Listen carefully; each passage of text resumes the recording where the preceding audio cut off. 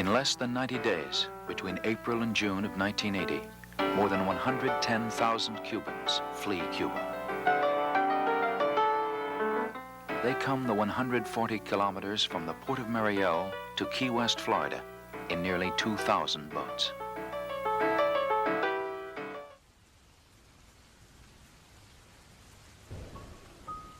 Refugees are one of the many world problems that aren't acknowledged enough. In the world, it is estimated that almost 50% of the refugees are teenagers or children. What is a refugee? Well, a refugee is a person who is residing outside the country of his or her origin due to fear of persecutions for reasons of race, religion, nationality, membership in particular social groups, or political opinion. In the world, there are many refugee crises, but there is one refugee crisis that stands out among other refugee crises: the Cuban economic crisis. It all started during the year 1991. The Soviet Union had collapsed due to the Russian Federation, and the leaders of Russian Federation had decided that Russia would no longer be trading partners with Cuba anymore. Because of this, Cuba went into an economic crisis, thus leading to the downfall of Cuban economy and their stability of an economy.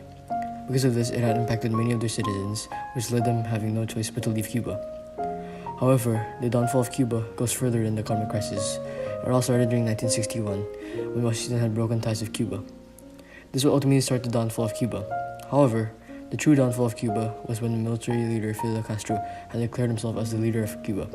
After Fidel Castro had declared himself the leader of Cuba and the president of Cuba, he eventually decided to make Cuba a communist country, ultimately starting the relationship between Cuba and the Soviet Union, or the USSR. And when a new door opens, the old closes. That's exactly what happened between the US and Cuba.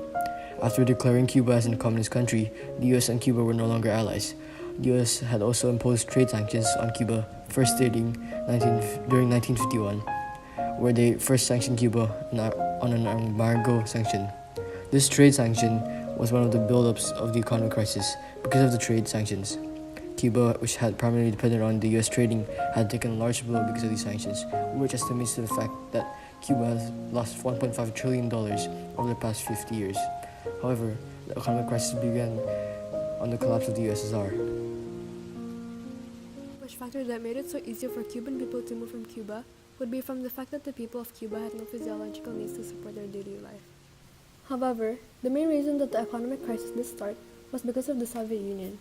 The Soviet Union were the only reason Cuba was an independent country. The relationship between the Soviet Union goes back to the 1960s, where newly elected President Fidel Castro signed an agreement with the USSR, which made them allies. During the year 1962, Cuba and the Soviet Union agreed that the USSR could deploy nuclear testing in Cuba. This furthermore strengthened the relationship between the USSR and Cuba. However, when Cuba had been sanctioned from the US from trading with other countries, this caused Cuba to go through an economic crisis, which forced a lot of people to eat from their local zoo and drink sugared water. This again was another push factor for the citizens of Cuba to move from Cuba to other countries like the US. All factors that accommodate for the people of Cuba to move were that the US had made a deal with Cuba, which was that they would accept a minimum of 19,000 Cuban people per year. The US completes many physiological needs that the Cuban people lack in Cuba, which is why so many citizens were willing to leave Cuba. The story of Jose Arias is a unique and different one among other refugee stories. Jose, a resident of Cuba, always wanted to live the American dream. He was fond of the idea that his country was a communist one, and add to the fact that his country had limited resources, he knew he had to leave. "I never agreed with the communist people. There were some people in my country," he said. Jose Arias was born to a father whom washes boats for a living. Jose, a man who loved nature, planned his first escape when he was just 24. He failed, however. Jose was still determined to leave Cuba and tried again, this time when he was 29. He swam for 83 minutes until Coast Guard rescued him. They brought him to a shelter, but he had nothing. No ID, no family, nothing but himself. The story of Jose Arias does not have a happy ending like the stories of people like Madeleine Albright. Jose had to work as a dishwasher, his wife died of cancer, and his second wife left him with their kids. At times, Jose thought of killing himself. He had nothing, his father passed away in 2004, and he had no job.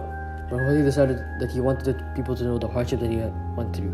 Although he washes dishes, he speaks in his therapy club regarding his hard times that he had in Cuba and wanted to spread awareness of what a refugee was. The story of Jose Arias can be related to the book The Refugee. Joseph, one of the main characters in the book The Refugee, him and Joseph and Jose both shared the same struggle. Both had to endure long journeys to places that would keep them both safe, and both journeys did not ensure them safety. This can be seen from the fact that Jose escaped Cuba during the 1990s, meaning that the wet foot and dry foot rule still applied to him. While in Joseph's case, leaving Germany was already a risk. The fact that he was a Jew also put him at an even higher risk. However, one connection that stands out among others was the fact that escaping their country, they were willing to take the risk that it had. Jose's risk was that he could be convicted and went to prison for escaping multiple times, while Joseph's, he was a Jew, meaning that he would be sent to a concentration camp if they were caught. Another character in the book, The Refugee, that connects to Jose's story is Isabel. They both wanted to leave Cuba during the 1990s and wanted to escape it. But what linked them both was knowing that the situation in Cuba was really bad.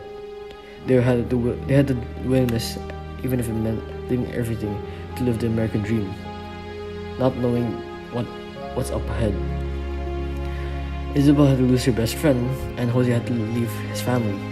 The final character in the refugee book that has connection to Jose is Mahmoud. Mahmoud and Jose both had limited access to food and drinks. They both also lost many family members when leaving their country. This is called a migration stem, as both had to leave their countries to go to a better place for their families. From the story of Jose Arras, we can see the hardship of many refugees and what they had to go through. So we as people who are fortunate in this world that was not given for free, what makes a refugee a problem in this world?